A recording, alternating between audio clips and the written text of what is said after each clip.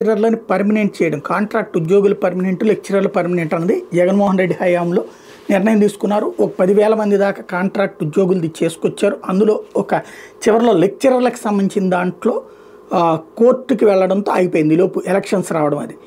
అందులో అప్పుడు ఒక పెద్ద చర్చ ఏం నడిచిందంటే వీళ్ళు కట్ ఆఫ్ డేట్ 2014 19 పెట్టడము, 14 పెట్టేటటువంటి కాన్సెప్ట్ ఇట్లాంటివి ఏవో వచ్చినాయి. వాటి మీదన కథ నడిచింది. అది మధ్యలో అటు ఇటు కాకుండా ఆగిపోయింది. దాంతో దాదాపు 5,000 మంది పర్మనెంట్ అయ్యేవాళ్ళు ఆగిపోయారు. ఇంకొక 5,000 మంది కూడా, ఇంకో 3,000 మంది అనుకుంటా మమ్మల్ని కూడా చేయండి అని అడిగారు. ఈలోపు సమస్య అట్లాగే తెర మీదకి వచ్చింది. ఇక్కడ ఇవాళ సాక్షి ఒక ఐటెంని హైలైట్ చేసింది. కాంట్రాక్ట్ లెక్చరర్ల మీద కక్ష, రెగ్యులరైజేషన్కి సంబంధించినటువంటి హామీని విస్మరించిన కూటమి ప్రభుత్వం ఒత్తిడికి గురై 2 నెలల్లో 4 కాంట్రాక్ట్ లెక్చరర్ల మృతి.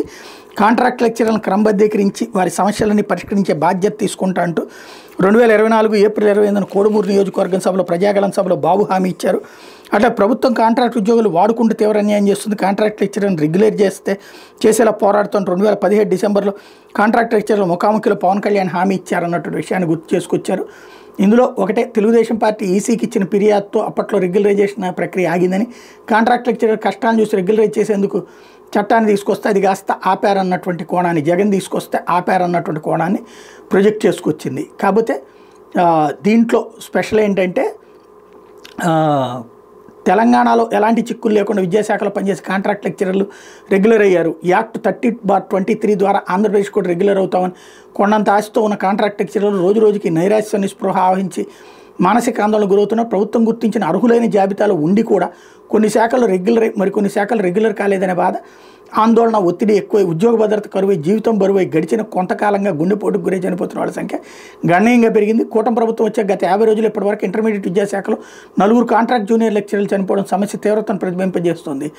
K Lavanya Kumari ANT course vocational contract junior lecturer రాజ్యం ప్రభుత్వ బాలుర జూనియర్ కళాశాల శ్రీకాకుళం జిల్లా 21/12/2024 చనిపోయారు.